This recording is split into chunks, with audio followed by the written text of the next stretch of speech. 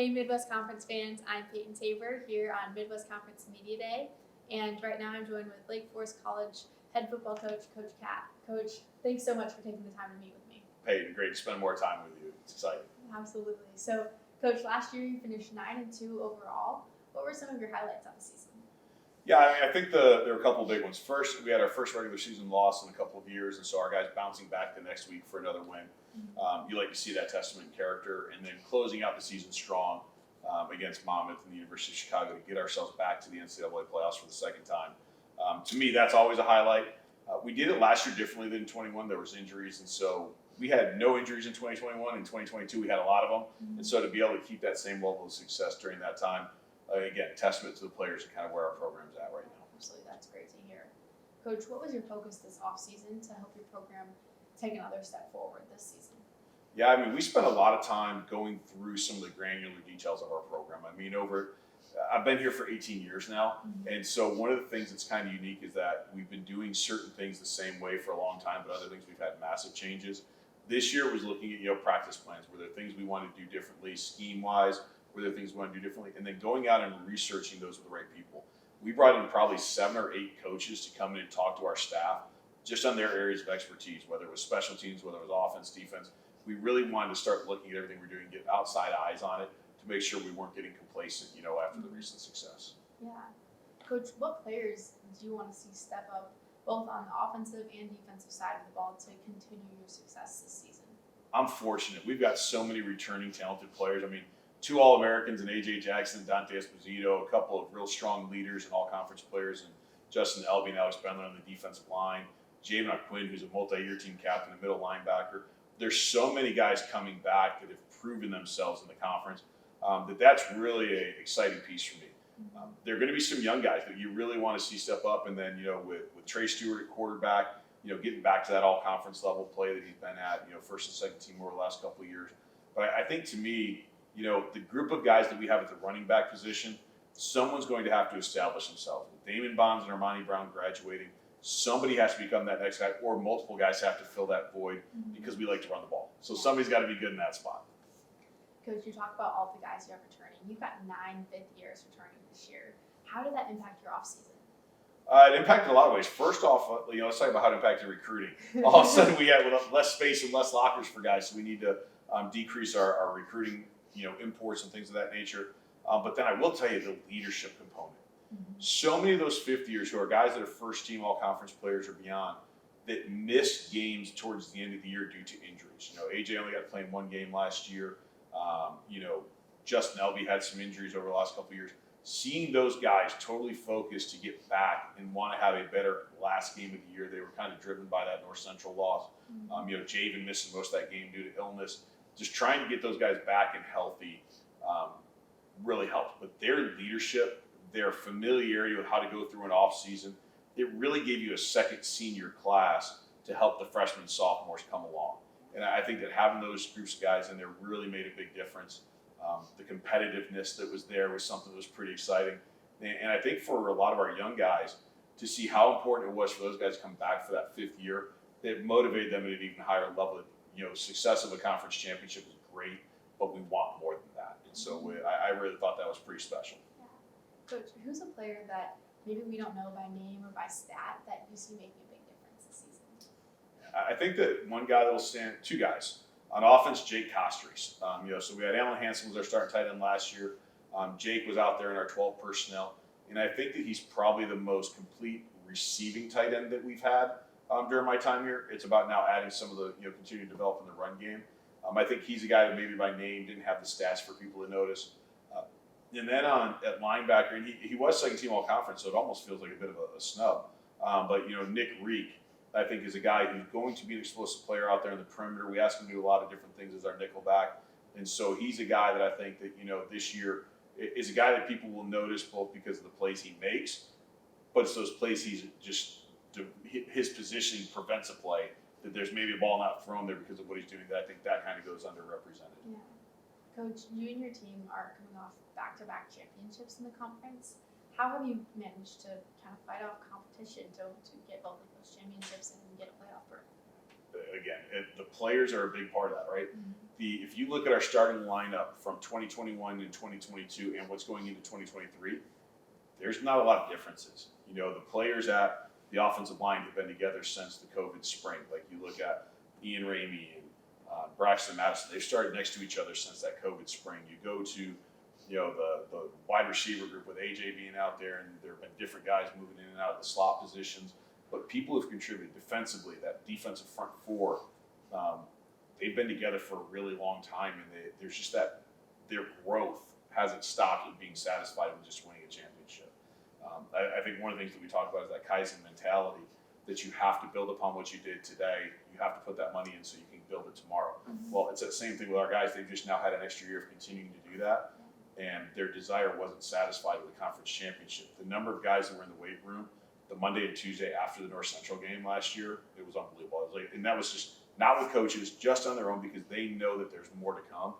And I think that lack of satisfaction drives them in a big, big way, and they don't even need to hear it from the coaches. What do you believe is the toughest part about sustaining a winning record? That you have to keep doing it. Like you don't get to take your foot off the gas just because you won yesterday. And I think that for our guys, that desire for sustained success is something that in the recruiting realm we have to speak to when we bring guys to campus. If they come here and they think that the conference championship is automatic, that's not how it works. I've been here for 18 years. We've won 3. It just so happens we have back-to-back ones, right? So there's a 10-year gap almost between the last one. And so for those guys to understand what it took to get to that level, I think our current players, the upper-class guys, do a great job of explaining that to them. And then we as coaches get to build off the player-taught lessons instead of it being a coach-taught lesson that the players have to build off of. And I think that helps us keep kind of going. And I guess I told everybody, I made the joke, I said, 4th conference championship rings turns it into brass knuckles. So let's go ahead and try to get those. So be fun. Yeah, absolutely. Coach, with Coach Ernst retiring, you have now become the longest tenured head coach in the Midwest Conference. That's scary. How has your perspective changed from now versus how it was in year 1? Oh, wow. I think if you'd ask anybody who's been around our program, ask Jackie Slotz, our VP, I'm nothing like I was 18 years ago. And that to me is, part of that continued desire for growth and not being satisfied with where we are, but also just the players we're coaching are different. Now, their difference is they have access to more information. They've learned more football than I ever did in high school. I didn't have hudl to look at game film. And I think that their exposure to certain things is more, but also their willingness to learn differently has forced us as coaches to teach differently and to spend more time on different things. I think that the biggest perspective, though, is that part of it's still the same. Football is still blocking and tackling, scoring touchdowns and stopping the other team. But the other aspect is that the players want to have different types of relationships with their coaches. That former authoritarian figure who just stood in the room and everybody kowtowed to him as a head coach, that's not reality anymore. And I think even in my first couple years of coaching, I could tell you that there were coaches in our league that's how they operated, and it worked. None of those coaches are still coaching. And so I think that you have to change that with the players. And I think that's one of the things I thought that, I thought that if I knew all the X's and O's, we were going to win a lot of football games, and that was going to be enough. I soon came to realize that it wasn't so much knowing the schemes as it was how to keep players invested, how to keep them motivated, spending more time on the psychological aspect of it, and just really building them as young men, which was always the focus. But now, not because of how smart I was as a football coach, but how much I cared about it. Coach, at your time at Lake Forest, you've been able to keep your staff pretty consistent. What impact does that have on your team's success? I mean, we were talking about that as a couple of coaches today. Luke Buss has been here, since like 2008, I think. So he's either a player or a coach. And that ability to have shorthand communication, both in-game and development, is helpful. But where it really helps is when you're dealing with people and they remind you, hey, remember when that happened with so-and-so? And you're like, holy cow, that was like 7 years ago. I totally forgot about how we handled that. And it provides you the roadmap that you need to continue on in a quicker manner instead of having to reinvent the wheel. And then we can say, did that work? I also think that the other part that goes along with it is there's honesty. Like, you're not worrying about feelings and developing a relationship because the relationship is so long-standing that you can have the hard conversations and say, that's not working, that's not what we're going to do, find something new. And it's not personal because you have such a developed relationship of a personal relationship that you don't have to worry about those things. So I really appreciate those parts. And then I also think for our players, they see such a common thread of communication from our coaches that they know we're of one accord and that's not a divisive moment. Yeah. Coach, special teams at the college has been a hallmark. What makes your team so special? Talent. I'd love to tell you that we're super smart schematically. I do think it's two things. I think we intentionally recruit special teams players. We find a great kick returner like Alex Pazowitz or AJ Jackson or something like that. We're going to make sure they're here. We do play our starters on special teams. When you look at guys who are, I always tell everybody that one of the best things about AJ is, yes, he's an All-American kick returner, but he's also the wing on our punt team. When you look at, Armani Brown is a running back last year, also serving as a personal protector on the punt team, where Damon Bonds is the first team all-conference running back, is our kick returner. We're putting the right guys out there. But what you don't see is Trent Braille, who's your starting safety, also playing the front wall of the kickoff return. And having some of those guys do that, I think makes your teams better. We do spend a significant amount of time in practice and also preseason on our special teams that I've heard is maybe more than most. And if that's what it takes, then let's keep doing it. But then even I told you, we brought coaches in and we brought special teams coaches in. We didn't it's not just the offensive scheme to learn the new pass concept and the defensive guy with the new blitz package.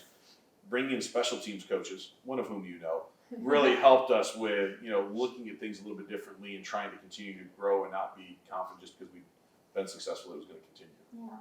Coach, you touched on this a little bit earlier, but you've graduated a Thunder and Lightning duo at running back with Damon Bonds and Armani Brown. How does that change your offense, and who do you expect to fill those big shoes?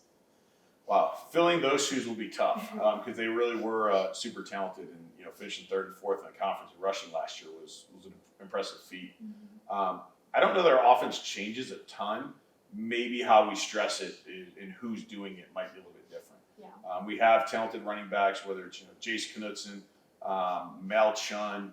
We have Jermaine Robinson. There was a really good group of running backs in last year's recruiting class.